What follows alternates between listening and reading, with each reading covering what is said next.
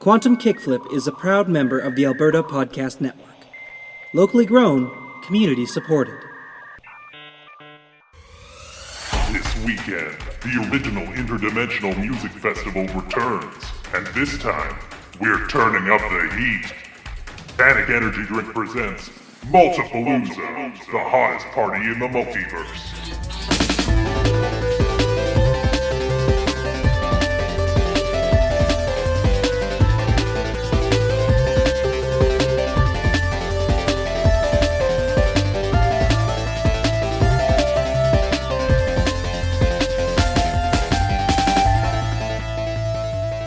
Alright everybody, welcome back to Quantum Kickflip, a Slug Blaster actual play podcast. My name is Robyn, I am your Slug Master, Game Blaster podcaster, and with me are 5 of my best and funniest friends. And they're going to introduce themselves right now by order of how many houseplants you have in your house, most to least. Oh, I think I'm just going to jump on this, because I'm living in a house with 2 people over 60. And oh yeah, it's you for sure then. Absolutely. They're my parents, to clarify. Anyway, hi, my name is Glenna Schowalter. I'm playing Elliott Buchanan, who is the chill. She's an aspiring singer-songwriter, and she likes hanging out and rocking out. Hi, I'm Michael. I'm Michael Vetsch. I'm playing the Smarts playbook. Nick Lowe. He's a anime-loving, sword-wielding, butt-kicking kind of a kid. Do the others have more than one plant? Dave and I are bachelors, so take a wild guess. All right. What's up, everybody? My name is Laena Anderson, and I am playing Angus Franklin. He is the Guts playbook, using the signature device of the skip mode runners, helping him fast forward through time. Whoa. Time and space, whoa. Hi, I'm Liam. I have a dead succulent in my window, and I'm playing Lake Marzden. She is the Heart playbook. She has a reality cannon as her signature weapon, and just really, very excited to hear about this party situation. And I'm David Ray. I'm playing Chester Capone, who has the Grits playbook. He also has mighty power armor, and you know what? He's really getting into this slug blasting, and he's going to give it his all. And as I said already, my name is Robyn, and I am a potato, so that counts. I didn't think of a good one for this one. Anyway, welcome back to Quantum Kickflip. Let's get into it. Let's play some Slug Blaster.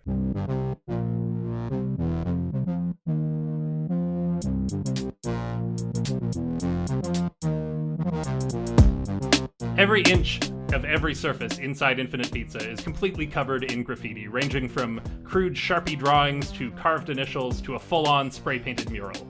The music is loud and never particularly appropriate, and the staff has to shout even louder to communicate between the small, narrow front counter and the tiny, fully exposed kitchen area. 3 booths comprise the entirety of the restaurant's seating, and none of them are ever available when you walk in, which makes it nothing short of incredible that one of them is currently occupied by Elliott Buchanan and her friends. Elliott, I'm picturing that you kind of called this little impromptu meeting of Weird Gravity. What have you led on so far? What did your text message to the crew say? I think it just said, meet at Infinite Pizza, 10 minutes. A short notice. Or whatever. Angus would be there on time. What day of the week is it? Let's say that it is a Thursday. I mean, I might be working. How far into the school year are we? So you guys are like mid-September. I would say about 3/4 of the way through September right now. Oh, dang. Yeah, let's say final week of September. I like that. Anyway, you've all arrived at Infinite Pizza one way or another. Some of you are late, some of you are early. Chester, I don't think you for whatever reason you just don't happen to be working on this particular day, or maybe you don't start work yet. It's in that narrow window between school and your job. Okay. But you can't be seen at this rival pizza joint, no matter what. Oh, this is the rival one? Okay. I mean, it's not your place that you work, because you don't work at the cool one, right? Oh, right, yeah. You work at a family restaurant, so yeah, maybe Chester is concerned about being seen at the competition. I have my bandana over my eyes, just a little bit, so it's hard to tell, and my hoodie's up. And so Elliott, why have you called everyone here today? I think everyone first needs to note that Elliott has a big grin on her face, which is very weird for her to express emotion like that. Why are you smiling? Did they bring back the shrimp pizza here? Nah, even better. All right. You know those really annoying disc jockeys on KRFT? Yeah, I love them. I've had to listen to them for the past week every single night, but it finally paid off because I scored us tickets to Multipalooza. Whoa. Yeah, I'll give you guys a brief rundown of what you might already know about Multipalooza. So, this festival started out as sort of an underground DIY festival sponsored by Panic Energy Drink that is sort of the center of Slug Blaster culture. It happens in a different dimension every time it happens, hence the name Multipalooza. It moves around between dimensions. And in the early days, it was so underground that it was barely advertised. Like, there wasn't, promos and whatnot. You just kind of had to, like, find out about it and find your way to wherever it happened to be. However, several years ago, Panic's parent company, Wilkie's, was bought out by the massive corporation Myper, which we've talked about. The company that makes all your phones and makes the nega-friction coils and just, like, generally rocketed this timeline into the future. They bought up the company that owns Panic. And since then, the festival has gotten way, way bigger, way better bands and cooler attractions, and just, like, objectively a better festival all around, but also way more mainstream. It is no longer, like, underground and word of mouth. It is annoying radio ads and heavily marketed all over the place. So it's a bit of a mixed bag. It's like, with all that extra money comes extra clout and extra ability to fund even cooler stuff, but also loses a little bit of that cred. So anyway, that's the rundown of what you know. Back in the action. Wow, the Multipalooza? That's a really exclusive musical event. I know. And it's headlined by Ramona Nova, who is only one of the coolest singers of our generation. The Ramona Nova? The Ramona Nova. Chew your food. Sorry. Wow, yeah, I've been following this in all the live streams, but this seems new this year. What's the Panic Energy Panic Room?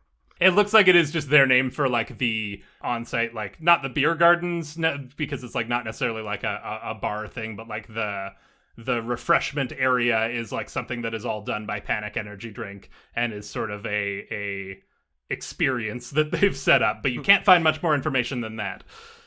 She because she can't find any more information, Lake's imagination goes wild. Just, like, imagining, like, fountains of Panic Energy Drink while, like, like hunky guys with fire hoses of different flavors of Panic are, like, dousing the audience. And, like a Nestea commercial from the 90s, she falls backwards into a pool of Panic Energy Drink. And is fully daydreaming about this. She doesn't know what a panic room is, but she can't wait to go. You do see as you're looking up on the website that there are a couple of exclusive Panic flavors that will only be available at the festival. Ultraviolet Wave and Dark Matter Reaction are the two exclusive flavors. Yes. I'm in. Excellent. Because I do have tickets for everybody, and it's tomorrow night. It's gonna be awesome. Okay, so this is completely free? Yeah. Oh, okay, so this sounds like a really great opportunity. And just like Graham Capone always used to say, if the tax man drops $1, go ahead and get your money back, Right, you said that this year isn't... You said that this year it's in Popularia? Did the tickets also come with any sort of portaling information on how to get there? I don't know that we've mapped out any sort of route before. They do. You guys know that while it used to be the kind of thing that you had to track down through the various multiverse dimensions and just sort of find your way to prove your cred as a real Slug Blaster, one of the advantages of Myper buying out the festival is that there are now massive portal gates, direct gates that take you from various central hubs in various dimensions straight to Popularia. Yeah, so that rather than having to find your way there, you with your ticket, it's basically like instead of lining up outside the venue, you line up outside the portal gate, and the bouncer, takes your ticket, pats you down, and sends you on your way. You step through the gate, and you're right there on the festival grounds. I believe that also circumvents the need for, like, any sort of advanced hardware or logic binders. Myper has sort of secured this site as a neutral territory where people from different planes of existence can all kind of cohabitate. But yeah, so you guys know that while Hillview is way too small and nothing of a town for there to be a portal gate here, the nearby bigger city of Grand Moraine is setting up a portal gate, and that's where your nearest one would be for you to go. So basically, we need someone's parents' car, and then we can go. And we can experience the height of hoverboarding and music and okay, listen, I must admit I have an ulterior motive for calling you all here today. I have heard through my channels that Ramona Nova is looking at starting her own music label. And she would be looking for interested aspiring young artists to sign. And I happen to have a demo tape. Yeah. Well, I don't know. I don't really feel like I'm that good of a musician. I haven't really prepared anything. I don't really sing that good. Guitars seem confusing. Drums use too many hands and feet. It's okay, Chester. I think you're already in the samples on Elliott's demo. Oh yeah, that's true. I have you screaming in Thennis Bar. Oh, cool. Well, then I'm in. So where do I sign? I would assume in Popularia. We gotta track her down after her set, because her set's gonna be amazing. And then we need to find out if she'd be interested in my tape. Okay, well, yeah, we could help you with that. Awesome. So does anyone know who might give us a ride over to Grand Moraine? And what time would we have to go if we have to get all the way to Grand Moraine before we're even in the portal? I can ask Camry. He went to one of the first ones back when it was underground in the Waking Pits. He'd totally drive us. I think it'd be a heck of a tight squeeze in the back of his car, but we could do it. At least some of us. I don't know. I can ask him. Sounds like that might be your best option. Nick raises a good point. You guys might have to blow off some classes in order to make it out there with any amount of time. Not a problem. Is that something that Weird Gravity is prepared? Elliott's prepared. Does that complicate things for anyone else? Yeah, I told my mom I wouldn't jump through portals anymore, but I guess if Camry's taking us, he can run interference. Well, I could probably get a note from Graham Capone. She likes sticking it to the man. Your Graham Capone sounds like an awesome lady. I know. And she's also got a really sweet car where it's like one of those cars that just like there's one giant seat in the back with no seat belts, weirdly. But that's what you have when your car's from the 60s. Oh, right. Sorry. Okay, so I heard Multipalooza. What time? Where are we meeting? Are you okay? Yeah, I'm fine. Just need to lock down the when and where, and I'll meet you there. Well, I'm sure we could pick up whoever from their house, you know? Make it a big carpool. Oh yeah, this is a road trip for sure. Oh, that's why you brought up Camry. Okay. All right, well, it sounds like you guys have locked down your transportation, and you have your various excuses in mind. So, yeah, I think, does anyone have any other scenes they want to see before we skip forward in time to the road trip? Oh, we're just skipping forward in time now? Wink! Are we running under the assumption that it's, like, we pretty safely get out of school and everything, or...? I think it's probably the kind of thing where, like, you take off at lunch and then... up to you whether you're, like, establishing an alibi, faking a note like Chester suggested, or are you just blowing off your last two classes and hoping that it's, you know, not enough of an infraction to call your parents about? I think Nick sets up a thing where he let's say afternoon there's like two classes. He tells the third block class that he was asked to help out the fourth block teacher with something, and he tells the fourth block class that he needed to help the third block teacher with something. So they're both assuming that he's off helping with the other class. That's very good. The classic doing a homework at the friend's house, but with teachers in a class. I guess it's gonna sort of depend on what Camry says, but I'm sort of the lie I'm gonna ask Camry to pitch to Mom is gonna be that he drove us to the big nice skate park in the big city. Nice. That's where we're not going to another dimension. We're just going to a big cool skate park in the big city, because the one here in Hillview is just like a ramp and a pyramid. Yeah, that makes total sense. Graham Capone has written me a sick note saying that I have to go to a phrenology appointment. So I have to be excused and see if all the dents in my skull are in the right spot. So. Oh, that got me so... A phrenology appointment is the best. I think Angus is keeping it simple. When he leaves for school in the morning, he tells his mom that he'll be out late, he's going to a movie with friends, and then he'll just blow off the last 2 classes. Yeah, Elliott does a very similar thing. I think her dad's not even home tonight, so she just blows off class. Cool. Then with that, I want to jump ahead to this road trip.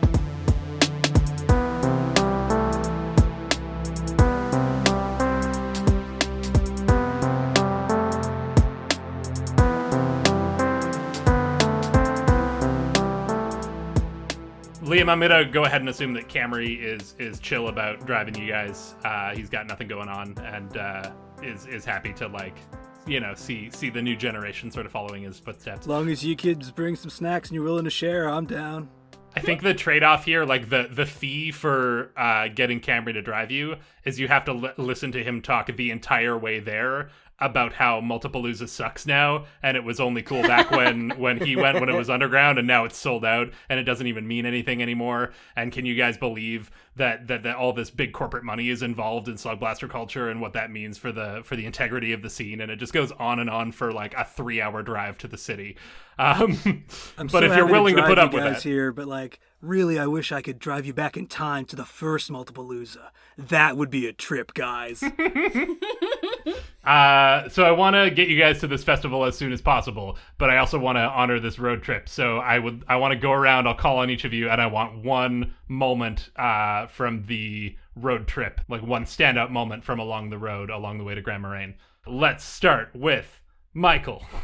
I think like something comes up that I don't know what it would be in conversation, but something prompts Nick to try climbing out the window and walking around the car while it's moving on the highway.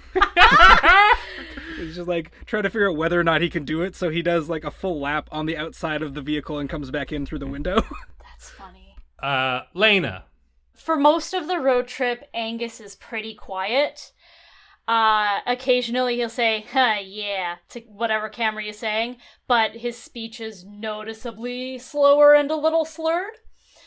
And I think the highlight for Angus is when they stop at a convenience store. Maybe there's like a 2 for $5, I don't know, deal on energy drinks. It's so like the big can.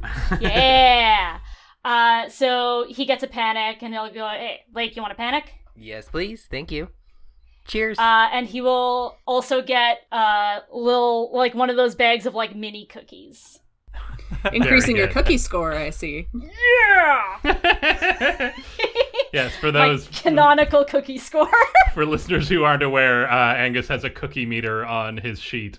Only character who has that. I can't remember when it was established, it's but extremely important. It's very important to Angus's development. Cookie metrics are no joke. There you go. Glenna, what's Elliott's moment? I think Elliott's maybe sitting in the front and like hanging on to every single word that Camry speaks and is trying to talk shop with him about slug blasting and about music and about what Multipalooza used to be like, and is just having a grand old time. Oh yeah, let's see a little bit of that conversation. So you said Lazy Bunny's on the docket for this one? Yeah, I know. It's mega uncool. Man, what about... Is Jet Collective gonna be there? I haven't heard that they have. What? Ah, man. Jet Collective made Multipalooza back in the day. I guess in a weird way, Multipalooza made them, too. Man, I'm not surprised when I think about it a little more. Like, the way that the festival's changed, Jet Collective wouldn't go anywhere near that kind of thing. Not with all the sponsorships and everything. They were what slug blasting cool really was. Yeah, no, this festival is totally bogus. I can't believe we're going, but also I can't believe we're going. Beautiful. And Dave, do you have a road trip moment? Yes. At one point, maybe when there's a moment with Elliott, because I've been like reading the whole time. Weirdly enough, I had a book, and I come up to Elliott. I'm like, okay, Elliott, I know you got this. You won these tickets, and it's a big time for you, and you don't want to mess this up. So this is what I figured out from my study. First of all, don't drink from the chocolate river. You're going to want to. Don't do it. Avoid experimental gum. It's going to just turn you into a blueberry. Squirrels, don't touch them. They're going to try to throw you away. And don't shrink yourself to go into the TV as much as that would be really cool. I appreciate your input, Chester. I really do. Well, there you go. I just keep that in mind. I think if you can do that, then you're going to make it. Because I really believe in you. Thanks, man. I'm getting in before all the angry tweets. In this alternate 90s timeline, some of the stuff that happens in the Charlie and the Chocolate Factory movie is in the original book, and vice versa. It's all mixed up. One of the side effects of the time stream branching off. So if you heard something that Dave said then and you were like, that's not from the book, that's from the movie, you're the one who's wrong. And you should feel bad. It should be noted that old patron Panic did come on with the announcement thing and hobbled out on a red carpet and did a front roll into a big spring up. He did, yeah. No, that is consistent. Old patron Panic, beautiful. Liam, you got something for us? Yeah, I think when we get into the city, kind of just around the area where Camry parks or lets us out, I grab Elliott and I'm like, we didn't really dress for a party. We kind of just like bailed from school. I'm still wearing my school clothes. How about you? Yeah, I mean, I never wear anything I'm ashamed of, but... Well, yeah, you have school clothes? Well, I just meant just not party... We walk past a boutique and don't go in then, apparently. Just all these fabulous outfits of like, each one of us would have looked super fly, like 5 mannequins, each one just a slightly fancier version than the 5 of us, and we walk right past it because we're too excited to go, and it doesn't matter what we're wearing.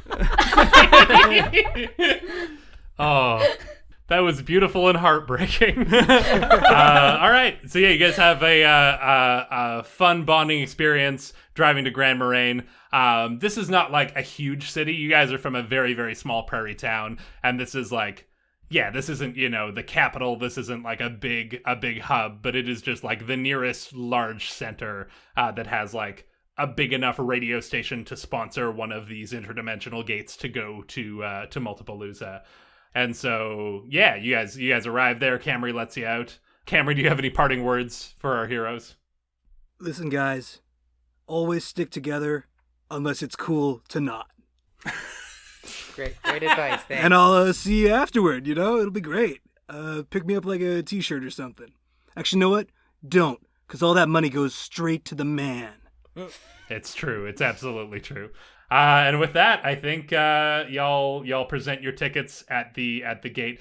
I'm just picturing a Stargate. If I'm being real, can I be real with y'all? I'm picturing a Stargate. I like the idea of a Stargate, but it's got that like plastic chain link fence, like the like orange plastic fences that festivals have, where it's like leading up to it, and there's like a rock radio banner next to a Stargate, one of those like flailing tube bands. There is a banner hung on the fence for KRFT The Rift, featuring Xenix and Scud. And there's a picture of like just like a balding middle-aged man, like exactly the sort of guy that would be a radio DJ, and then a robot next to him. Is it also a balding middle-aged robot? No, the robot looks very cool. Full head of robo hair. It's got like huge robo boobs. The metal bottom part of the head, and then the top part is like glass, and you can see the inner workings, and also huge robo boobs. And yes, in addition to it being very Stargate-y, as established, like all the portals here, rather than being like shimmery blue silver, it is pitch black because they are one-way portals and light can't pass back through from the other side. So looking at it, you just see that like Vanta Black style absence of light. And there are bouncers in front taking tickets and patting people down. There is also a huge, it looks like one of the nega friction coils that you guys are familiar with from your devices and from just technology in general, but like scaled up to a massive, like instead of being a small thing the size of like a yo-yo, this is like, you know, the size of a garden shed sitting next to this thing that appears to be powering it. As we're sort of approaching the gate, Angus will tap Nick on the arm. This is Popularia, right? Yeah. How far is Popularia from Null, like, actually? Well, distance gets kind of weird going between multiversal layers, but if you had to lay it out on a flat map, it's probably about the furthest we can get within our multiverse. Cool. Great. Cool. Yeah. Good. Thanks. That's all I needed to know. Oh, no problem. Yeah, and Angus looks a little bit shook, but tries to play it off as he contemplates the sheer number of reality fabric layers that you would have to cross through and or be yanked back through were something to happen. How do they feel on a pat down about a katana? I think you managed to play it off somehow. I think you I guess, do we just store everything in the Voidware backpack temporarily? I think that might be the thing. They try and do like the shakeout on a table thing and a bunch of stuff falls out, but everything's innocuous at first. I love that. Yeah, the idea that they do a bag check. One of the bouncers grabs the Voidware backpack for a bag check and is just like pulling stuff out, and he pulls out the guitar, and then he pulls out like old gym clothes, and then he pulls out half a sandwich, and then he pulls out a raccoon that skitters off, and then he's just like, okay, whatever, I'm sure it's fine. I don't have all day for this. I think I am wearing my powered armor. Yeah, I think that's Yeah. You know, that's protective equipment. If anything, it's like, you know, encouraged. And with that, we cross the rift, we enter the gate, and I whisk you all away to Popularia.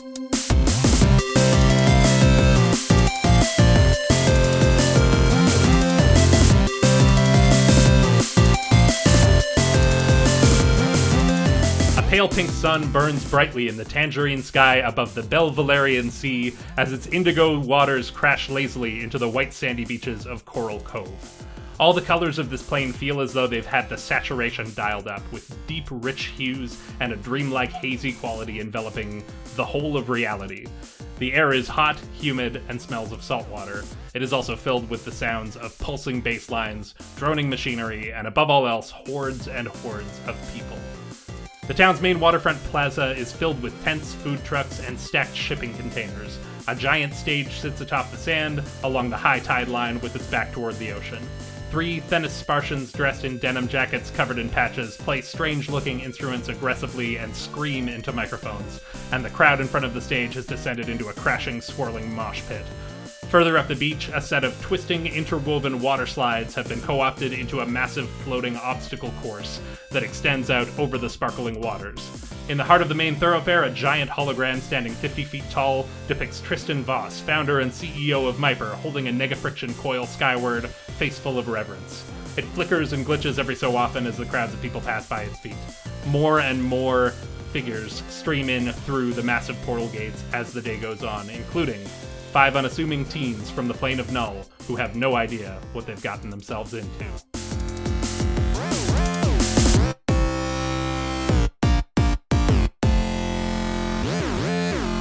Welcome to Popularia. You're here. You made it. You're at the festival. There are so many people here. Everywhere. It is packed. It is crowded.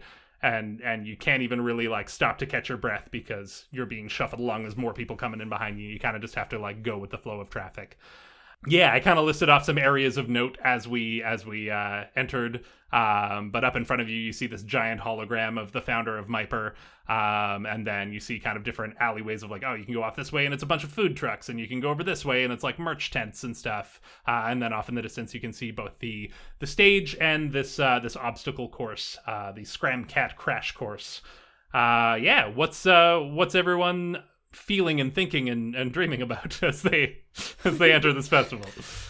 Well, I think Chester is probably wanting to get some slam dancing in there. I feel like seeing everybody moshing around would be really great, so I might head there first. Nice.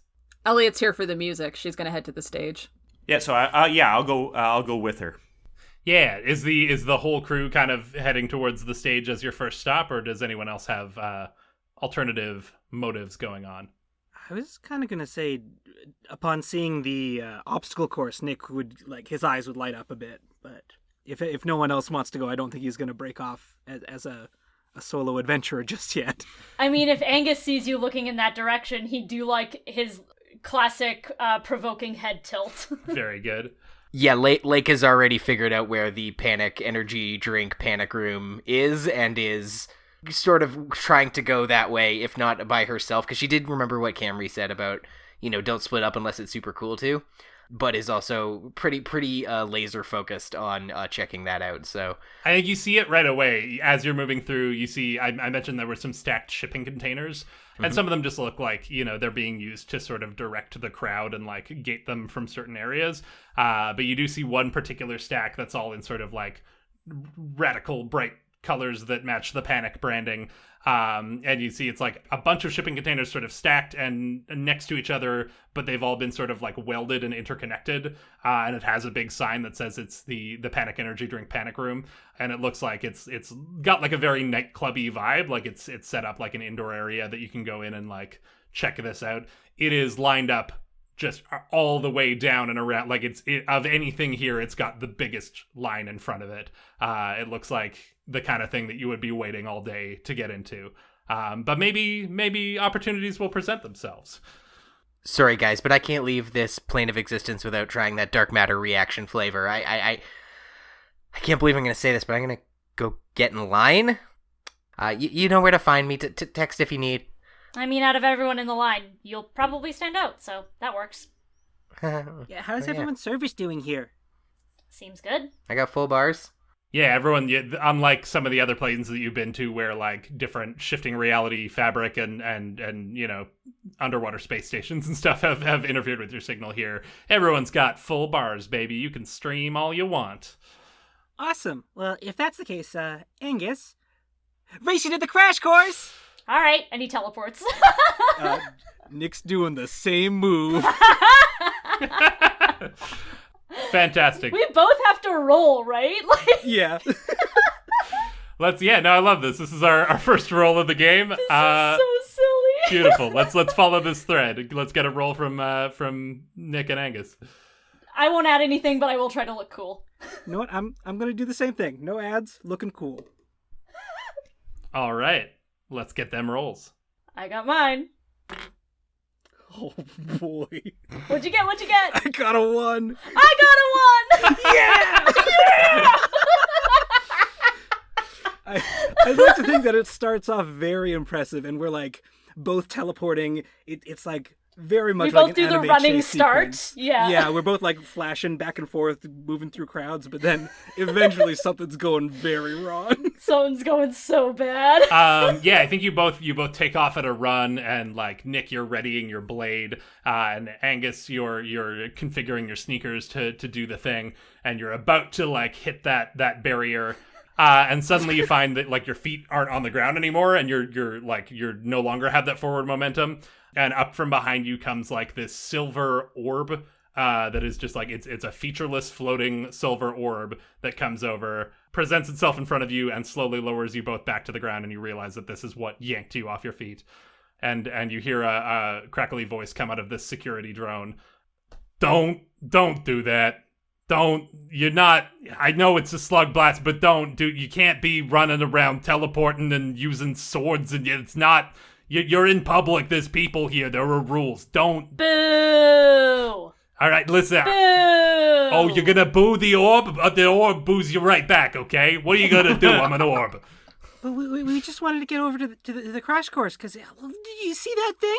Then use your feet and walk there. You can even use your little push boards. I don't care. Just don't be slicing up the fabric of space-time, all right? If you all start doing it, you're gonna make a mincemeat spaghetti explosion out of the fabric of reality, and we can't have that, all right? But I wanted a mincemeat explosion of spaghetti. Sounds delicious. You try that again, and I'm gonna yank you off more than just the ground. I'm gonna yank you right out of your fun weekend in popular areas. So, all right?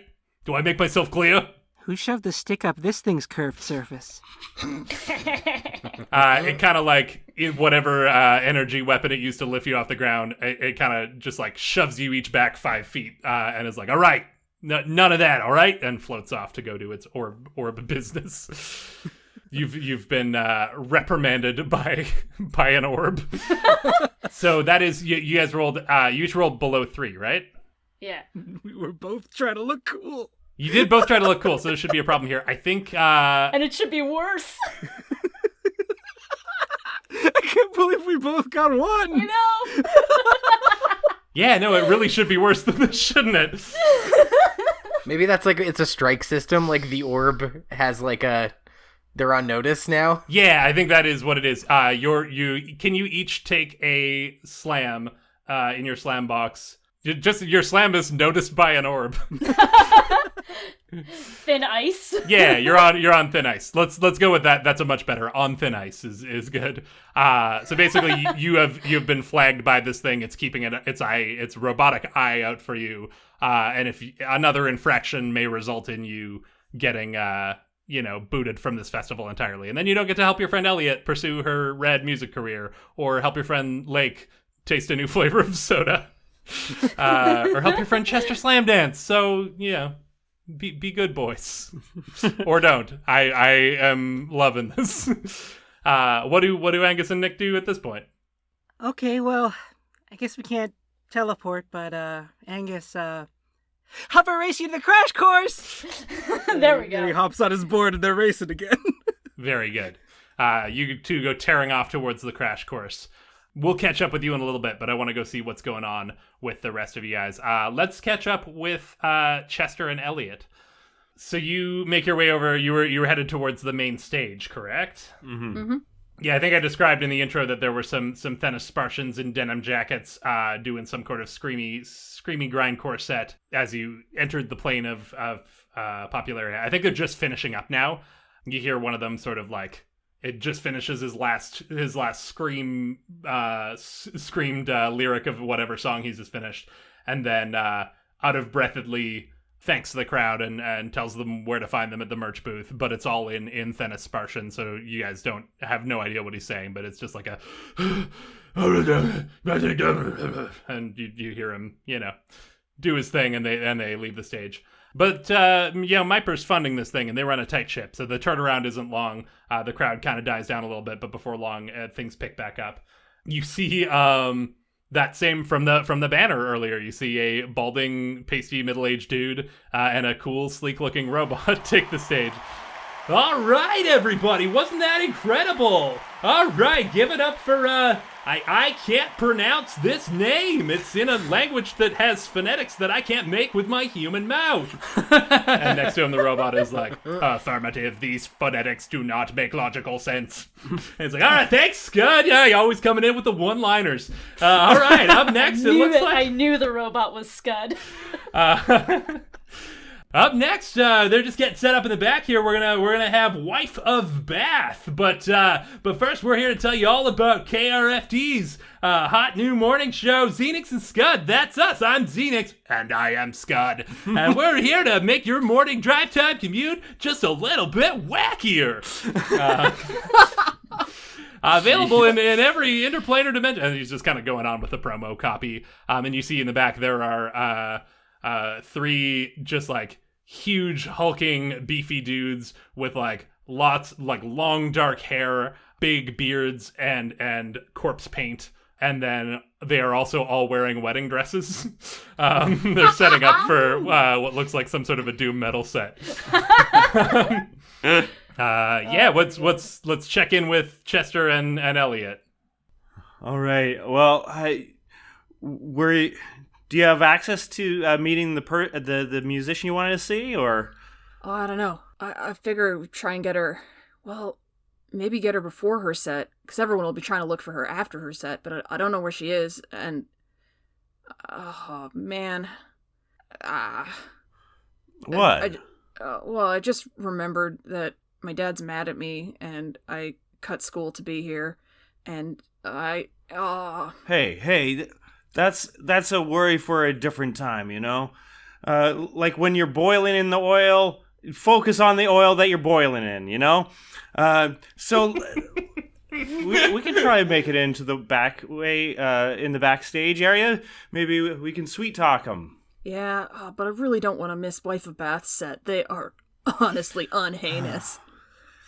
Well, I don't know any of the words you said in that last sentence, but if you want to stick around, you know, I'll stick with you until you get what you came here for. You're right. We should. I would hate to miss their set, but they're loud enough that I think we'll hear them even if we're looking around. So. Yeah, it'll be fine. All right. So you guys are trying to find like a backstage area? Yeah, or some way to access to like the artists and musicians. Yeah, absolutely. I think you're able to get up pretty close at this point. It's like, it is still pretty early in the day. So this is like, the main stage isn't quite the hot spot just yet. Like, I think that's, as the day goes on, the bigger and bigger acts get up there. And we should mention that, like, part of the conflict around this festival is, like, early on, yeah, it was very authentic, very cool, and some of the hippest slug blasters were here. But also, the bands they got were, like, only the hippest slug blasters have heard of, and no one else can. Like, it's very, very underground, and maybe not even then. Maybe a lot of them are just like people that you've never heard of, and it doesn't matter because it's all about the experience. But this Ramona Nova is like a huge get for any festival, and this is like stepped up its game from any previous year. That this is like huge deal for them. But right now, you're the bands that are up on stage are the ones that only someone really cool like Elliott knows about. And is lamenting that the crowd isn't bigger for someone as amazing as Wife of Bath. How are these people all missing Wife of Bath? That's insane.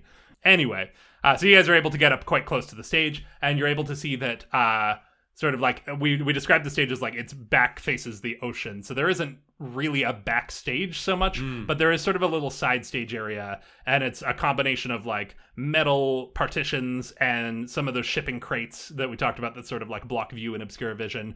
There's almost like a separate little like smaller version of the thoroughfare in the side stage that appears to be like you see one of members of what looks like members of a band. They're dressed all stylish and they're carrying gear like instrument cases, and they walk up and like present a lanyard to an orb that's hovering by one of the entrances. And the orb beeps once and then moves aside and then lets them through. So you get the feeling this is sort of like the artist area. They have their own little like fenced off area that no one else is allowed in. So the orbs by the entrance to this backstage area or the side stage area? Yeah. I think there's like multiple of them at like I think there's multiple entrances and there are also multiple orbs kind of thing.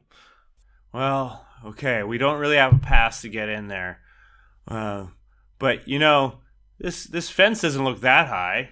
I think I could, you know, with my gauntlets I could probably throw you up over there. Throw me? Yeah, why not? Look at everybody. Like that guy's surfing on that other person. Like why can't you? I can do that with you pretty easy. All right, Chester Capone, throw me up there. All right, for sure. Here, let's just go over here and we'll get to a corner, and then you know I do that thing where like I kind of bend the knees and I lace my fingers together so you can. It's like a step, and then like I'm going to attempt to as Elliott gets on there, I just like. You know, springboarder back up and over like just a big old toss. Fantastic. And you're using one of your abilities for this, yeah? Yes. One of your powered armor abilities? Yeah, I'm going to use my heavy duty servos, which allow to lift, carry very heavy things, slowly crush things in your hands, and jump great distances. I don't think it's really that hard to imagine that you can just like throw something really far too. Yeah, let's get a roll for this. Add whatever boost or kick you want to add there. Let me know if you're trying to look cool, and let's resolve this. Yeah, I'm going to use a kick and a boost, and I'm going to also try to look cool. Yeah. Before you roll, I'm going to just check in. Elliott, keep in mind that like you've signed on for this. As a result, I think that should this roll go badly and there are negative consequences, they may affect you as much or more than Chester. So I just want to check in with you. Do you want to add any of your pool of dice or the hype dice or anything like that to this roll? Yeah, let's pull out a hype die. Let's do it. Yeah. Sweet. Mark that off on the crew sheet, and then Dave, you can roll with 1 extra die. Okay, so with 3 dice. Okay, I rolled a 3, and a 5. Hey, there's that mixed success. So yeah, describe to me, like you already said you lace your fingers together. Elliott kind of steps in like she's getting a boost, and then describe to me what happens next. I think the big challenge in something like this is not that I'm able to do it, it's that I might overdo it. So it's just like, it might have just sent her a little higher up and flipping a little bit more than maybe she was expecting. And like, I'm trying to aim her to get like, it was supposed to be just over the thing and maybe like behind some tents. So it's just like she's got a little cover on the other side, right? Yeah. Yeah. Sweet. I love that, all of this imagery, Elliott careening through the air. We're going to catch up with Elliott in a second, but I think here's where your complication comes in, because you roll the success, you do get Elliott where she's trying to go. But you see one of these orbs does, like, it's hard to tell that it's noticed you because it's just a featureless silver orb. But you see through the reflecting light on it that it like spins, and then you see that it's actually heading into the artist area, seemingly to go find where Elliott ended up. Now, I know you said that there's a quick changeover.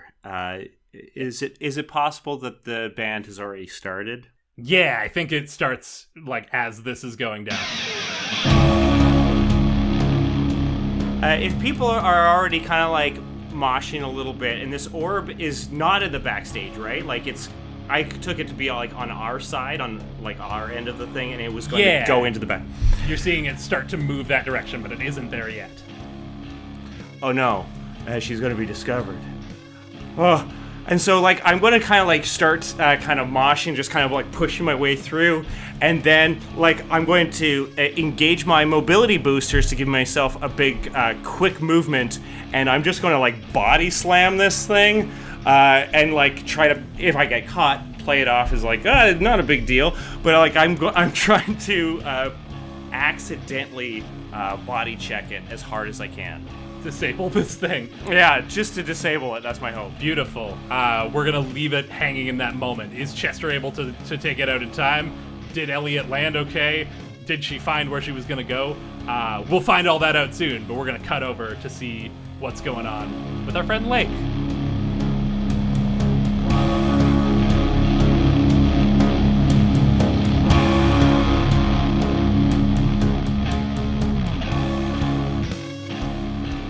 Hey friends, it's Robyn, your slug master, your game blaster, and above all else, your podcaster, here as always to thank you for listening and for sharing the show with people you think would dig it, because honestly that is the number one thing you can do to help us out if you want to see the show continue to succeed and grow.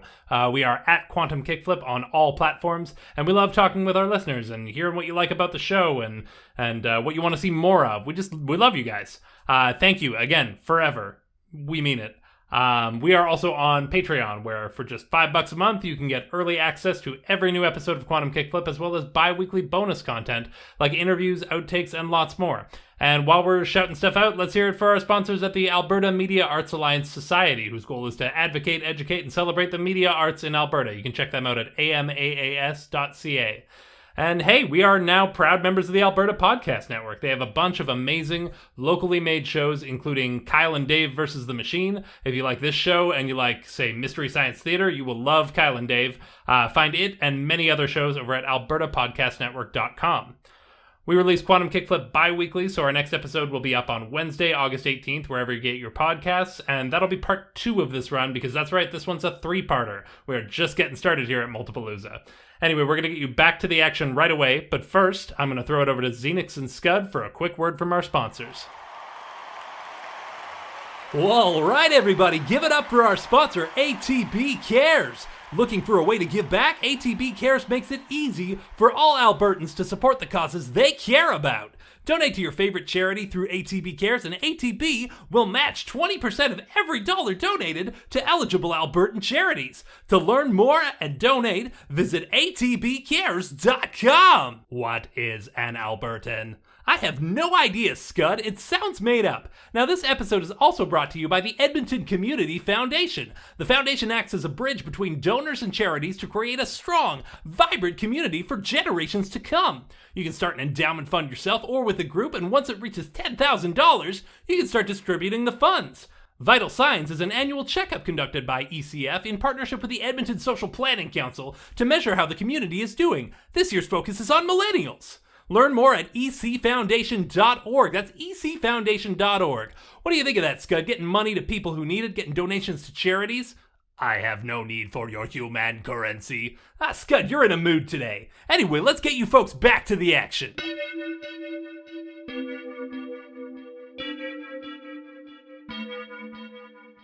So we go back to Lake, and Lake, you're standing in line outside of this Panic Energy Drink Panic Room, the stacked shipping container nightclub extravaganza. I think you can see inside that it's like, very like dark black lights, neon.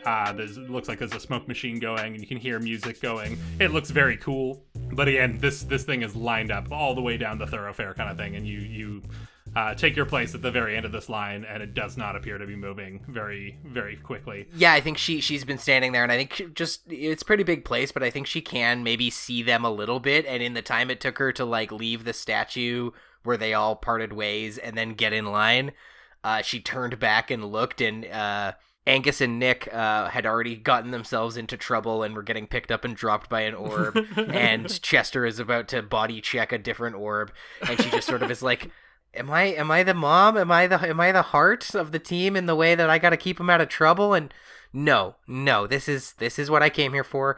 They're fine on their own. It's a big place, and she like kind of plants her feet, really committed to this bit, even though she sort of wants to be with her friends. One, because she misses them, and two, because possibly they are all in jeopardy. So yeah, I think you're waiting there for a while, and I think maybe even like try and kind of like strike up a conversation with the other people in line, and they're just like not interested, not having it, very like aloof and over it, because they're the kind of people who are at a awesome music festival, and rather than seeing bands or going on an obstacle course, are waiting to get into a nightclub, and not because they're hardcore Panic fans and want to taste the exclusive flavor, but because they are too cool for all of it.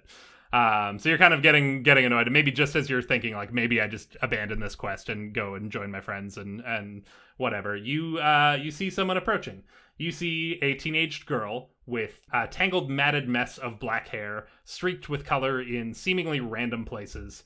What looks like a tattoo with fine black angular line work covers one side of her neck and extends downward, branching off at her collarbone and reaching all the way to her left forearm. On closer inspection, it appears to be some sort of biocircuitry. She wears a faded strapless top and a long patchwork skirt with a jagged hem that hangs down over thick leather combat boots. The arm that isn't covered in circuitry is adorned with several large mismatched bangles and bracelets. And I don't think you're quite as hip to the music scene as Elliott is, but I think maybe you and Elliott, you share music, you trade bands back and forth. One way or another, you have learned enough to know that this is Ramona Nova, who is approaching. What? And I think it's like you have that moment of like, that's weird that she'd be out just strolling the grounds without like a security detail or an escort of any kind. And I think just as you're trying to figure out, like, do I go get Elliott? What do I do? You don't really have a chance to do anything because she approaches you. Oh my god, are you Glitch Girl? From Weird Wild Gravity? Is that that's you, right? Lake. She barely croaks out, Weird Gravity. Right, yeah. Wild Gravity, sure. Oh my god, I can't believe I'm talking to Glitch Girl. You're like legit famous and stuff. And I should know because I'm legit famous and stuff. Yeah, you should. I think the fact that people in the lineup didn't want to talk to her, threw her a little, because people always want to ask about the glitch, and all these people like didn't seem to care in the lineup that she had this thing, and now suddenly I think people in the lineup are turning to look and be like, yeah, totally. I think the part of the problem is like of the entire festival, this lineup has the highest concentration of like posers and status seekers and people who don't actually know what they're talking about. And, just people who are in line to get in somewhere air conditioned because it's super hot and humid here. But now you're talking to someone who knows her shit. And she's like, you're like a big deal. You guys are blowing up. I've heard all about you guys. Wow, thank you. Yeah, we're we just in it for the love of the game, that's Totally. us. Weird gravity. Weird gravity. Are they making you stand in line? No, unacceptable. No, come with me. And kind of like just grabs your wrists and pulls you. Do you go along? Oh yeah, she chokes a little. She's like, oh god, yes, yeah, okay. I think as she grabs the wrist, like your glitched wrist, and as she does, her arm kind of takes on a little bit of that glitched quality, and so she's like pulling you forward, and then kind of stops for a moment and looks at her arms like, far out, and kind of smiles at you, and then like pulls you along and continues to take you up to the front. I think where all the other security detail has been silver orbs, I think this club has a legitimate, like, a person bouncer. When I say bouncer, whatever you're picturing in your head, that's what it is. It's a big, burly, hulking person in a black t-shirt, or I don't know. You know what a bouncer looks like. Just a large bouncing ball. Are these orbs that bounce? Yeah, it's just like the silver orb, but it bounces. You approach, and I think he kind of like rolls his eyes at you, but then sees who you're with and is like, "Oh, Miss Nova, you're back again. Yeah, right this way," and like pulls back the velvet rope. And Ramona's like, this is Lake Marzden, and she's from Wild Gravity, and she is a big deal, okay? I don't want her, whether she's with me or not, you let her in whenever she wants to come by. This is not, what you're doing here is not cool. And he's like, yeah, sorry, Miss Nova, I didn't mean to, I didn't know who no, that's fine, her name's on the list. Just try to remember my face.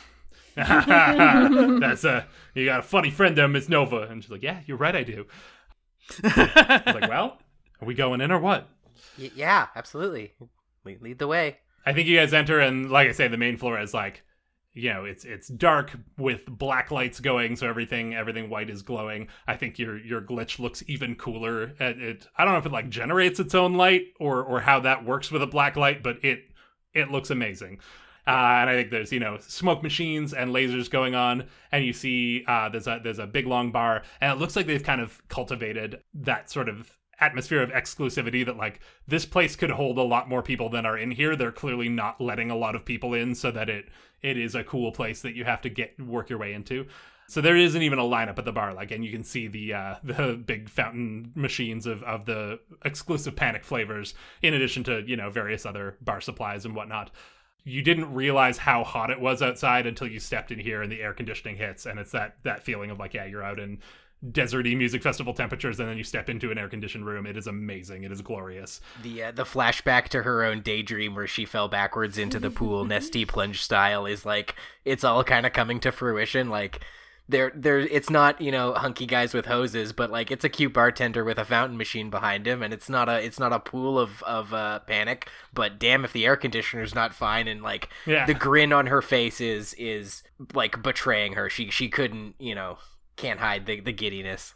Absolutely. And I think, it is like, it's everything you wanted it to be. There's good music playing, and it's, not like drowning you out, but just like nice loud volume. There's like projectors going with like slug blasting videos of like different crews, and like, it's just like, it's a very cool and hip place to be. And you start to maybe recognize some other members of crews, and you're like, oh, that looks like someone from Mirror Manifold. Or like, oh man, there's some really, like, is that Casey over there? Holy cow. And it's living up to the hype, and you're kind of on your way to go up to the bar, and Ramona looks over at you and is like, oh, no, we're not here. We're going VIP. Come on. And like grabs your wrist and pulls you along again. And you make your way to the back to a staircase that leads up into one of the higher stacked shipping containers. And she presents her lanyard as an artist, and yet another bouncer kind of steps aside. And Lake holds up her wristband anyway, even though that's not a thing. Yeah, I think the bouncer like goes to put a hand out, and Ramona gives him a glare, and he's like, "Oh, okay, all right." If the bottom floor lived up to every expectation you have, the top floor exceeds it in every way. You tell me what's in this upper floor. It is your wildest dreams of the Panic Room. Does it have a pool full of Panic energy drink? Are there hunky guys with fire hoses?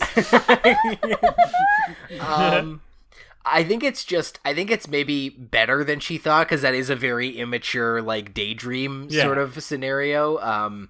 But I think they've got, like, the bar up here, if you've ever seen, if you've ever seen VIP, we've all only ever seen them in movies, and they've got to be fake. Yeah. But just like it's every flavor that's ever been produced by Panic, including all of those ones we talked about in the first episode that are under litigation and full of alcohol. Oh yeah, rare variants in and like big glass, like they're like half a foot apart from each other, backlit by a mirror, in crystal glasses. It's just like, and it's flavors from Japan, flavors from Operablum ones. The Popularia pineapple is here. Yeah. Very good. Yeah, and it's even less people up in this area, and it's like where downstairs it's like hard, rigid booths and kind of uncomfortable seating to sort of like, you don't get too comfortable here. Upstairs is like these big plush overstuffed couches and like leather chairs and stuff.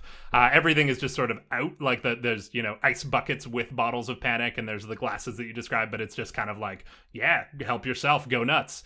I also have to assume there's got to be like Hennessy and all that stuff, Dom Perignon and stuff, but she's 16 and doesn't care, and she's only like laser focused on like the German grape flavor that was only released in the summer of '95. Like there's a tank behind the bar that like a gigantic water tank that has some of those meta rays from Desneen swimming around in it, and then like a tap at the bottom, like you would pour some of the water that they're swimming in for some reason. And there's like all sorts of wild and zany stuff going on. But what's Lake's priority here? Which flavor are you going for?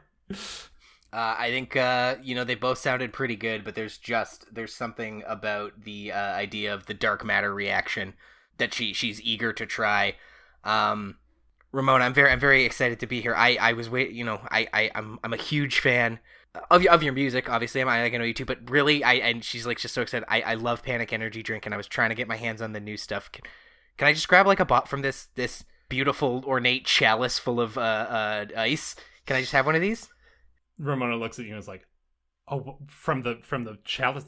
No, absolutely not. Are you kidding? Those are for the artists. Are you serious? You want one of the artists? Those are exclusive to us."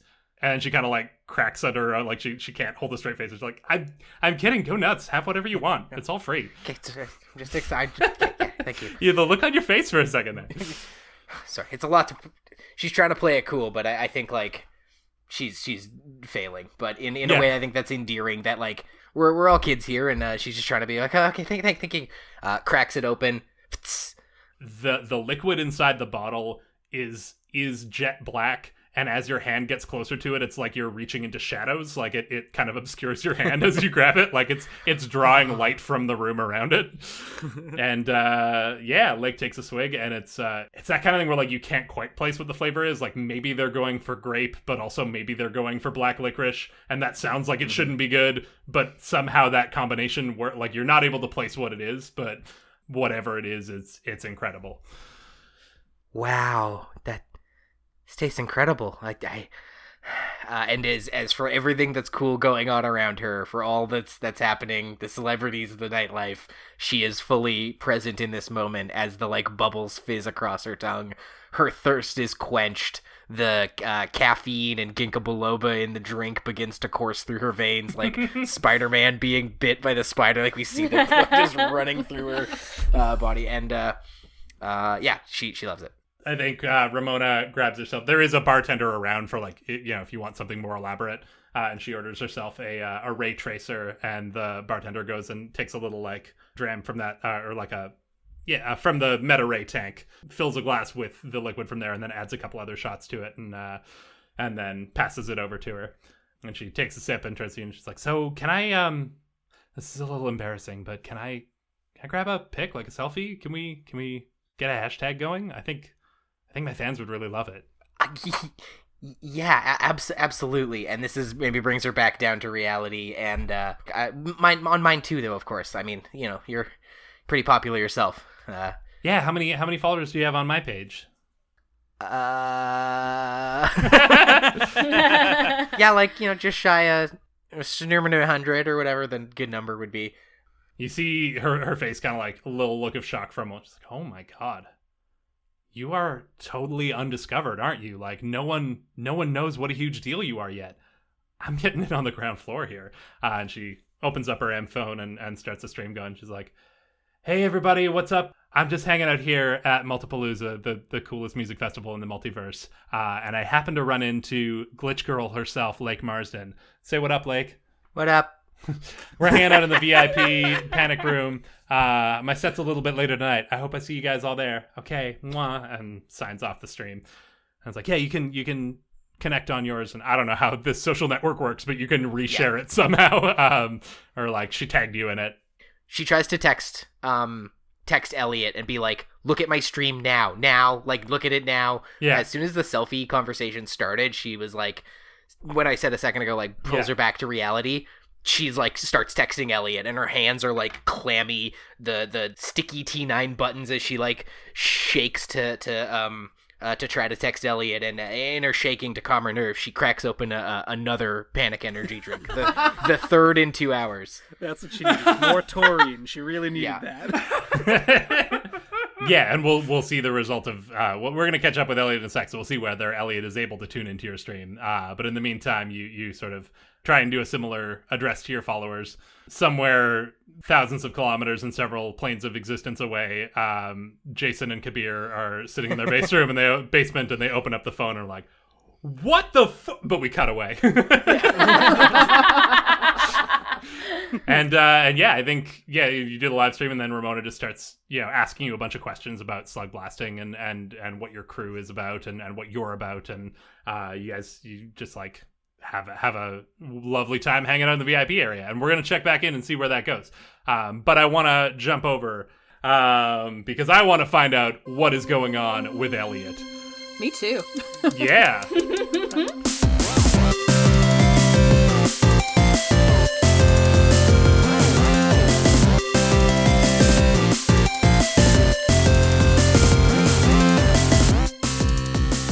Elliott, you come crashing down, and I think because it was a successful roll, you're able to you're chucked into the air. We've established already that there's an orb that noticed you, and you don't know that, nor do we know if it's even going to be a problem. But you land right where Chester wanted you to, kind of in behind a tent in a bit of a secluded area. And yeah, you're currently in the artist area. It's a lot less busy than the outer thoroughfare. Way less people back here. Everyone's wearing lanyards. You kind of realize embarrassedly that you don't have one and might stick out like a bit of a sore thumb here. I was going to say, luckily I have a backpack that contains many, many, many things. Oh, we're going to roll to see if you can pull a lanyard from the multiverse? Yeah, like I know I won't be able to get a specific one, but I figure I can get one that looks close enough. Yeah, absolutely. You adding anything to this roll? You looking cool? What's the play here? Looking cool is an odd thing for pulling something out of a backpack, but I will add some boost. That's fair. All right. That's a 5. Mixed success. All right. Yeah, I know exactly what's going to happen here. So I think you are able to pull the item. Exactly what you said. It's kind of like it is the right color and the right shape, and it looks like the right lanyard. But looking at it, it's like the photo is just kind of like from a distance looks like a face, and from up close is like a smudge. Like you can't really, and the name on it is like from a distance looks like letters, and from up close is just like, oh, this is nothing. But it's like close enough from a distance that you can probably like move around undetected. However, as you're reaching into the bag and pulling this out, you are approached by a couple of people who are wearing those artist lanyards. And they walk up and they're like, hey, you're not supposed to be back here, are you? Nope. And that is me saying nope as Elliott, and also using the ability nope to nope the problem. Amazing. Yeah, mark your trouble. And then, yeah, I think rather than getting caught, you're still approached and they still ask you the same question. But in response to your nope, they say, radical, that's awesome. Where did you come from? That's amazing. And they just seem thrilled to have you back here. I'm Michelle, and this is Riku. Hey, what's up? Hello, my name's Elliott. I'm from Null, actually, the furthest away that you can get. No way, us too. Oh, really? Yeah, we're here for we're booked on the festival. We're with Elvira Entwistle. I love your music. I gotta say, the second album really spoke to me. Thank you. And Riku's like, yeah, see, that's what I've been saying. Like, Sorry, it's been a bit of a rough day. We're having some band drama, but it's cool that you came here from Null. It's nice to see a familiar face around here. I mean, not familiar, but, not alien. So you just totally snuck back here? Like, you're not one of the artists or anything? Not yet. Looks like you got yourself a lanyard, though. That's going to go a long way. They don't really check them very close. You should be okay. Yeah. Oh my god, Elvira Whistle. I've been listening to you since I was 10 years old. And Riku kind of gets a look of realization. It's like, wait a minute. Wait, you're not like a stalker, are you? Like, you're not back here for us, right? Because that will make this way less cool. No, sorry. I really hate to burst your bubble. I was actually hoping to talk to Ramona. And they kind of look at each other and like a bit of a like knowing, pained look, and like, yeah, good luck. Well, honestly, even if I don't, getting to talk to you two is a win in my books. Aw, thank you. That means a lot. And Michelle's like, well, I mean, we could talk to Sam. And Riku's like, no, I'm not talking to Sam. I've talked enough to Sam today. Like, right, fine. Well, I mean, let us know how it goes, and maybe we can help you out if you need. We should probably go get set up. Oh, are you on next? I'll try and get out there so I can listen. Yeah, I don't know how we're going to follow Wife of Bath. This is incredible. I know, right? And in the background, you just hear, like, yeah, there is, like, droning, angry-sounding guitars and, like, low, rumbling growl vocals. And then, like, the deep sound of church bells ringing out. Yeah. And Riku just looks, like, totally and is like, oh, my God, they're so perfect. Anyway, good luck. Nice meeting you. Nice meeting you, too.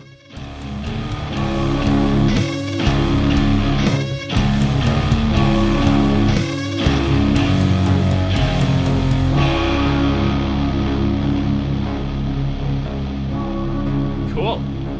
You are able to make your way out into the area and start your search for Ramona. But before we go too much further with that, I want to see in how much trouble you actually are here.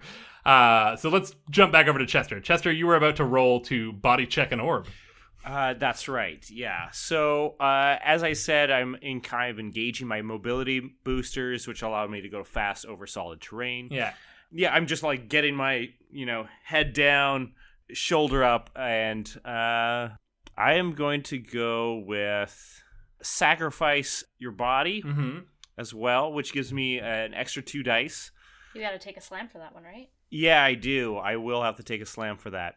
And then I'm also going to throw in one of my grit dice as well. That totally and I feel if I just beat it, like, I'll just knock it down. I really want to make sure it works. So I'm also going to throw a boost in there. Like a kick? A kick, yes. Kick, sorry. Yeah, absolutely. All right. Here we go. Chester's winding up this orb. He sees it rotate and start following after his friend, and he's like, not today. He gets his mosh going, throws his body forward, and what did we get? We got a 1, a 3, and a 6. Amazing! Yay!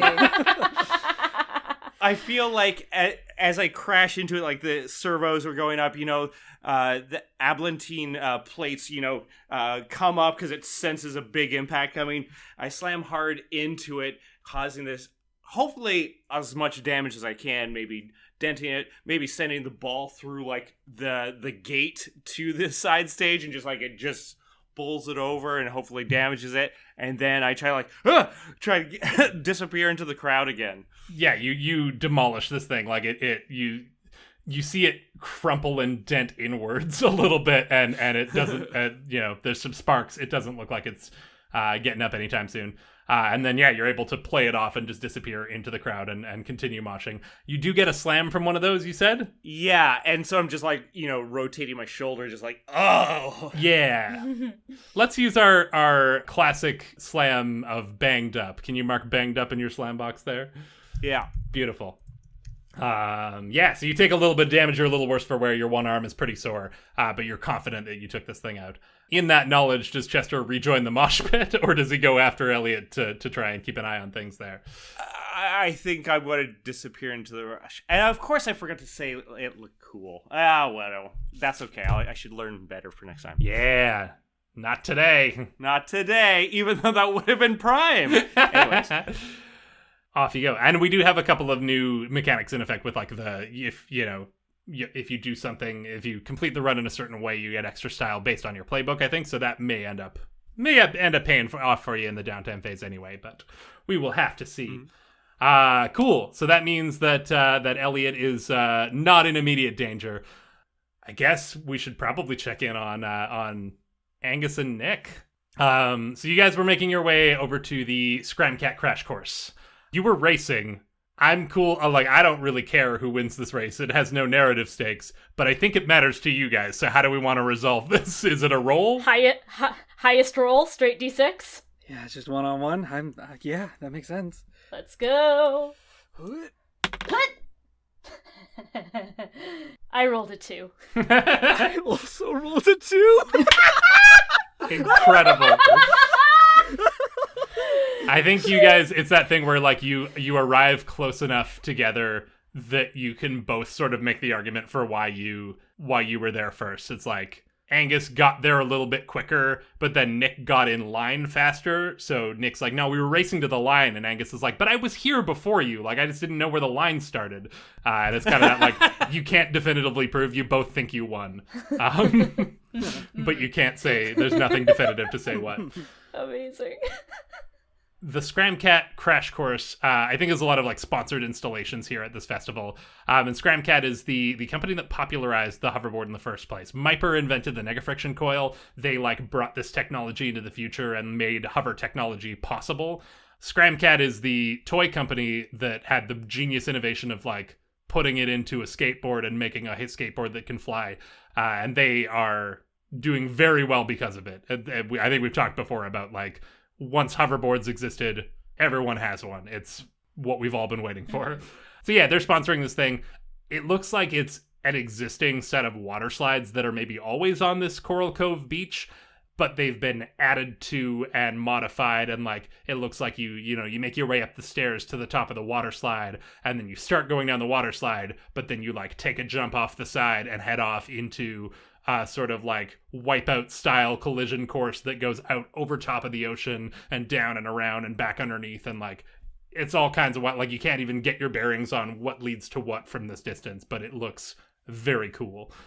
At first it all kind of seems like there's one big line to get up here, but as you kind of get closer to the thing, you realize that it's branching off into 2 lines, one of them to go up and do the obstacle course, and then one of them to a table where you see 4 fresh-faced looking 20-somethings who all have just very clean-cut, immaculate hairstyles that are the absolute median of trendy hairstyles.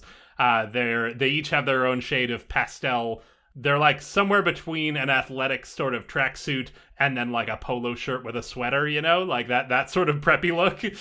And they're very like very much color coded, that like there's a pastel yellow and a pastel pink and a pastel green and a pastel blue. And they are sitting at a table, and there's like news cameras around and like members of the paparazzi and stuff taking pictures. And one of the lineups goes over there to like get autographed photos signed.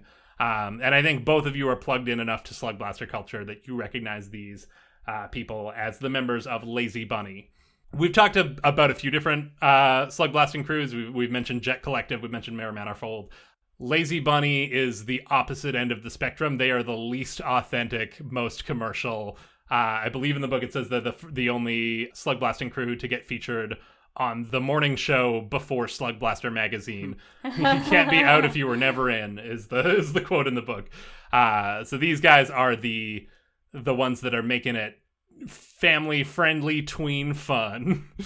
But there's a lineup to go up to the obstacle course, and there's a lineup to go to the signing booth.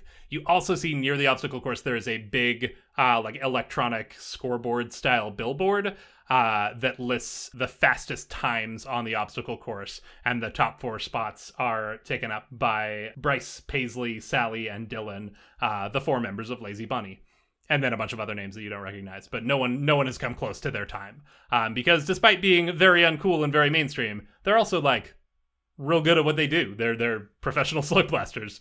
So yeah, which lineup are Nick and Angus joining? Whoa, would you look at that? Huh. Lazy Bunny? All 4 members of Lazy Bunny. I can't believe they're just sitting at tables when there's this awesome course here. Oh yeah, I was looking at the times. We need to beat them for sure. Oh, I was looking at the people. Oh, Lazy Bunny's actually here. Huh. But yeah, that's not too fast, right? I think we got a shot at it. I think we can beat them, and I think I know a thing or two about fast. I think you don't have any real concept of like what is or isn't a good time for this course because you haven't really seen the course yet. But you do get the sense from the scoreboard that like they are several orders of magnitude higher than all the other scores on the board. Like they are comfortably in the lead on this thing. But I don't want to shake your confidence here. So you guys get in line to go up to the crash course. Yeah. Yeah. I think the line still sort of takes you past the table because I think the crash course line is moving faster than the autograph line kind of thing. And as you get close enough to the table, one of the members of Lazy Bunny actually kind of like a look of recognition hits their eye and they're like, "Hey, that's guys, gang, that's the kids from Weird Gravitron. We were watching the stream the other day. You remember when they were They did the thing in the rescue base. That was hey, weird Gravitron over here. It's us. It's Lazy Bunny." Angus is like looking around, like taking. Oh wow, the line, huh? Nick hears the call and then just like full arm extended above head, nice big wave, and goes, "Hello." Well, that's the spirit I like to see. Little bit of companionship between slug blasting crews. What's up, friend? My name's Bryce. I'm Nick. Angus. Yeah, you guys are kind of shouting across a line. Well, you guys could come over here and chat. I'm sure they'll save your place in line. Hey, gang, are you guys cool to save a place in line for Weird Gravitron? And the other people in the line are kind of like, I guess, yeah. Like, not going to say no to a famous person. So they're just like, yeah, okay. Yeah, come on over, gang. Come say hi.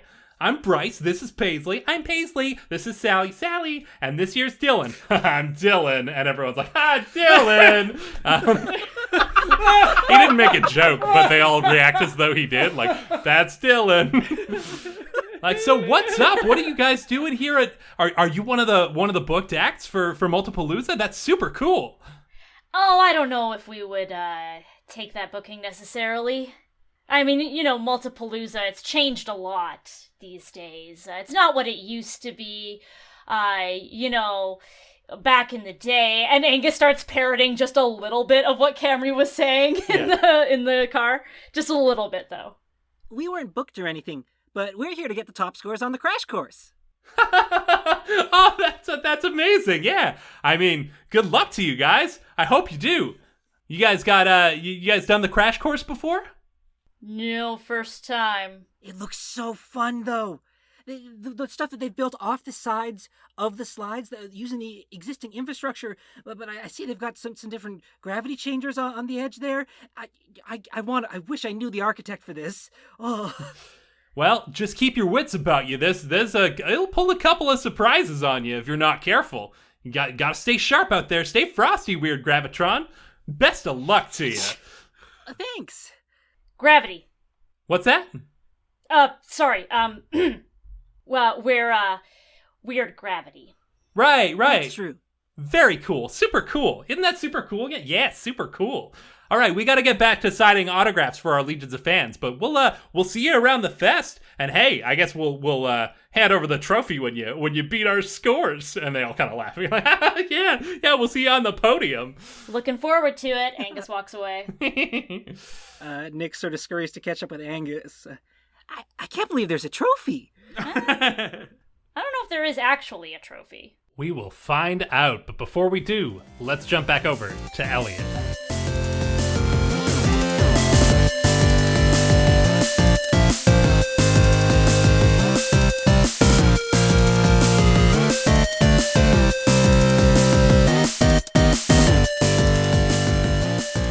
So yes, you're making your way through the artist area. You see like there's food trucks that have way shorter lines than outside, and they have like all kinds of exclusive cool items for Multipalooza. There's spaghetti spools and corn on the cube and hot dog rings, all classic festival foods from multiversal festivals. But yeah, you're kind of making your way around, and you see a few different artists that you recognize, and you're trying not to like geek out as you see each of these bands. They're like, oh my god, it's so and so. Oh my god, it's them. Oh, okay, keep it together, keep it together. You don't see Ramona anywhere back here, and you're sort of starting to give up hope when out of the corner of your eye, you see over by one of the entrances the same teenage girl, black matted hair, circuitry running down the one arm, flashing her lanyard to get into the backstage area. And who should be with her but your friend, Lake Marzden? What do you do? I think this shakes her a little bit. Not that she gets shook easily, but I think her jaw literally drops. Mm-hmm. But because mine did.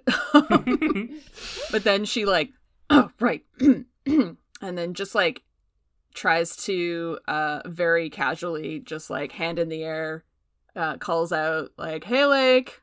Lake, you having left the VIP lounge after a good long time hanging out and trying all the exclusive Panic flavors, you have made your way. Ramona has called you back over to the artist area. Yeah, you're currently entering, and you see your friend Elliott up ahead. Lake waves back like, "Hey, Elliott, look!" And she's very excited. She's like, "Look who I found! It's Ramona!" And she is very excited to show Elliott who she's strolling with, but also is going to look visibly disheveled, very shaky, and very kind of manic. Yeah, she has had about like 2 liters of energy drink in the last hour. Look who I'm here with. Hi, I'm Elliott. I'm on Lake's slug blasting crew. This is my friend I was telling you about. Remember, Ramona, when we were talking about your cool record label and how you're starting a record label? And this is my friend who I said owned a guitar, and she has a guitar and she plays it a bunch. She's got a cool demo with her. This is my friend Elliott, and this is who you should meet for the guitar label. And Ramona kind of laughs to herself and is like, "Oh, you are too much. Like for real, you are wild." And just like burps a energy drink burp. Yeah, places a hand on your shoulder again and like watches as her hand glitches out and it's like, cool. And then kind of like finally turns and rests her eyes on you, Elliott, and is like, "Hey, Ramona, obviously. Nice to meet you." So you play guitar, hey? Yeah, I play guitar, I sing, I write my own stuff. She has a tambourine. One time I started playing tambourine and she like closes her mouth, like tries to stop talking. Cool. Yeah. That's, authenticity, right? That's what it's all about. For me, it's the same. I when I get up there, it's just me and my voice, and it can be scary, not having anyone back you up, but it's also, it's honest. It's raw, it's what it's all about. Yeah, definitely. So you're like interested in she kind of lowers her voice and like, in the label? By the way, like, don't go blabbing it around. Remember we talked about it's a secret label? Oh, right. Shh. And that kind of like when you tell drunk people to be quiet and they're like, "Oh, okay." And she kind of like playfully slaps your shoulder of like, she's like, like. I can, I don't really handle any of that stuff, but I can talk to Juliet, my manager. I'll set you up. Oh, that would be amazing. Thank you. I have a tape, and she like fumbles in her voidware backpack. Yeah, I think you pull it out and like go to hand it to her, and she kind of like looks at it and looks at you, and then it's like, Juliet, get over here. And you see sort of a frazzled looking woman with like, dark horn rimmed glasses and her hair up in a messy bun kind of comes running out, and she's like, "Where have you been? You were supposed to do a sound check." Sorry. Hi, Juliet St. Clair. And she grabs the tape from you and shakes your hand. And I was like, "Is this this for the?" And she's like, "Yeah, for the label, obviously." And she's like, "Yeah, right. Sorry. Listen, you have things you need to be doing, Ramona." And she's like, "I have things I need to be doing right here. I'm hanging out with my friend Lake and others. The crew, the whole crew is here. We're hanging out and we're busy." And Juliet's like, "All right." When she says friend Lake like gasps like. Fine, I'll move it around, and thank you for this. And Juliet kind of turns to you, Elliott, and is like, "We'll give it a listen, and we'll be in touch. Do you have contact info? Do you have a card? You're a teenager. I don't think you have a card." No. I can write it down on your hand. She opens the cassette tape case that you handed her, and like the paper insert inside, like hands you a pen out of her breast pocket, and it's like, Like, don't write it on my hand. Write it on the tape, obviously. Right. Right. Sorry. Thanks. Thank you. And can I get a peach, please? Can I get a peach panic energy? Thank you. Thank you. Yeah, it's like, I'm not the bartender, and Ramona's like, she said she wanted a peach. And she's like, I'll see what I can do. Listen, Ramona, you've got some things you need to do before your set tonight, so please come touch base when you can. And Ramona's like, yeah, when I can. I'm just like, all right. And Juliet takes off to go listen to the tape and conduct her business. And the three of you are left standing there, and Ramona kind of turns back to you, and is like, so, what other fun do you guys want to get up to? I hear there's a pretty sick obstacle course over there. You guys want to go see people bail and bite it? Looks at Elliott just like, Elliott, is this happening? Like, I can't even begin to process this anymore, that she's just truly gonna go with the flow. And Elliott, you see Lake looking at you just like wide-eyed and thrilled, having the best day of her life. And then you see Ramona, who is pointedly looking at Lake and not at you. Like, she has barely clocked your presence since you showed up here. But she extended the offer to the both of you. I actually need to go check on a friend of ours. He helped me get in here. And I really want to stick around for Elvira and Whistle's set, so you two go ahead. And Ramona kind of like scoffs and like, Elvira, yeah, all right, have a great time. Like, you coming? Yeah, let's go skateboard. Let's go hoverboarding. Oh my god, we'll do a kickflip over the pond. I told we were only here because my brother said we were gonna go to the big skate park in the big city, but this is even bigger. This is like the real thing. And runs and just like does not take a moment to reflect on what's going on with Elliott. Yeah, that's where we're gonna leave this. You and Ramona take off to go watch the crash course, and Elliott, you're left there a little bit dejected, a little bit betrayed, but you got your demo tape in, and that was what you came here to do, so it's a win, right? Right?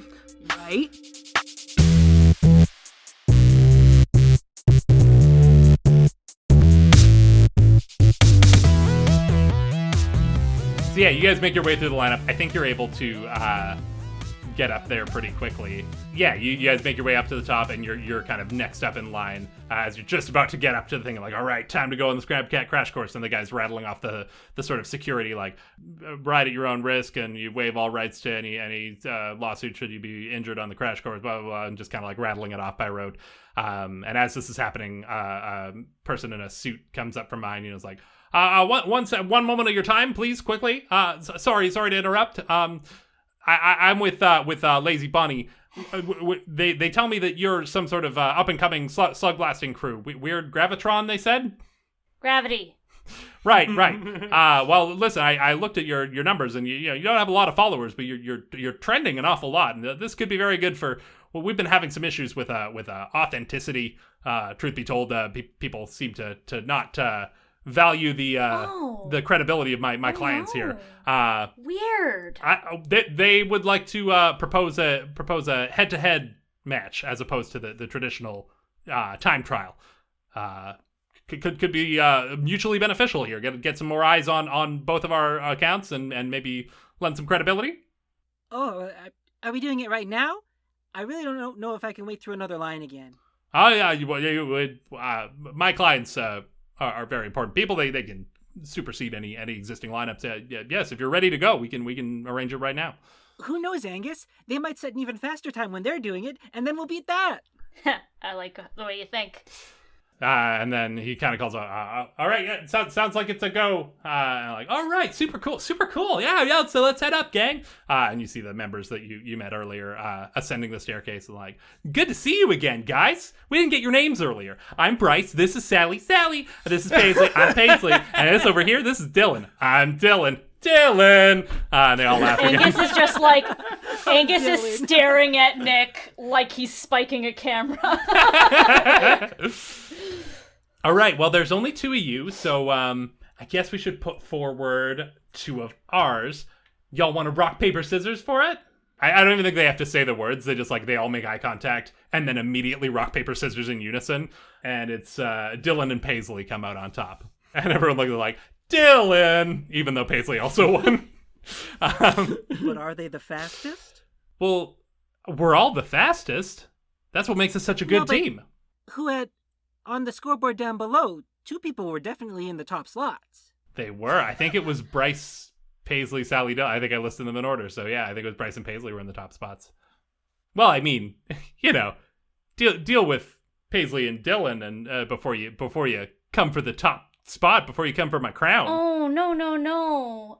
We don't want to deprive any of you of this wonderful opportunity to go head and head with us humble up-and-comers. Really, all 4 of you should do it. All right, if that's your play.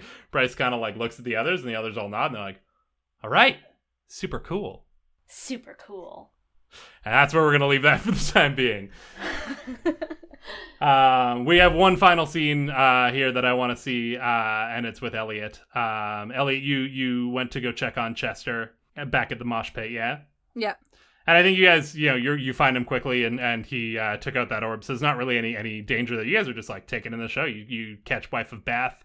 They finish up their set, and Elvira Whistle sets up. And it's like, if you're being honest, it's like a little bit rough. Like you heard them talking earlier about having a bit of a rough day, and you can tell there's some tension there. But also like they rock, and even seeing them on a bad day is like a pretty cool experience. So you kind of just like let it go and rock out with Chester. You guys have a great time.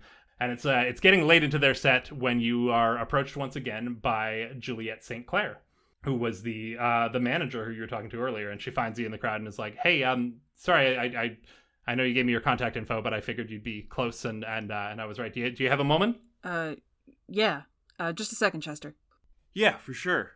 And she kind of like pulls you back into the artist area. She's a little surprised to see that you also like. She goes to be like, this one's with me, and then you have your lanyard also, and she's like, okay, and sort of brings you back into a trailer that is set up back there. I feel like there's like, Winnebago style artist trailers set up for the various artists on site, and brings you inside. Please have a seat. Can I get you anything? I don't have much here. I was supposed to find a tangerine panic for that girl. Is she still around? I forgot all about that. I'll get to it. No, it's fine, ma'am. It's okay.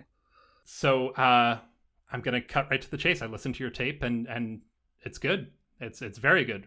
Rough recording. It's obviously low budget, but the songwriting is strong. It's solid craftsmanship. I think there's real potential there. Really? You mean that? You're not just messing with me?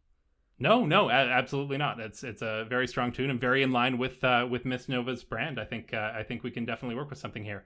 Of course, you'd have to sign the standard NDA and forfeit all rights to the song, but I think this would make an excellent number for Ramona. I think she could definitely see performing this on the next album. It might even be a single. Oh. Okay. I'm sorry, is there a problem here? I thought that was what you were. Most people would be quite excited in this circumstance. You stand to make a good deal of money here. No, you're right. I can go through the clause with you in the contract.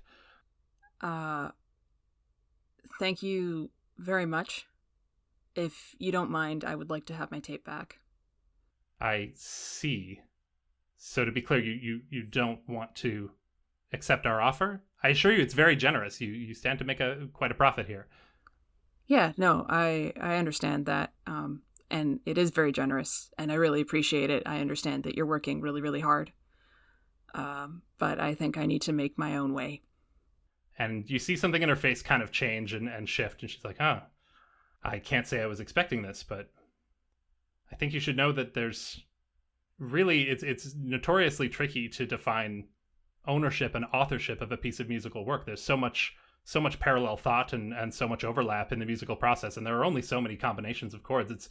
These things can get awfully messy and murky and can really get tied up in the courts for a very long time. And Miss Nova's record label has a lot of money to fund an extended legal proceeding, but I can't imagine that you're in a similar position. It would be a shame if you were to find yourself in such a position.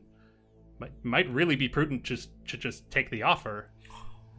It's notoriously tricky to prove authorship, especially if you don't have any sort of following or existing publication that would link this song to you in any way, which I feel I'm correct in assuming you don't.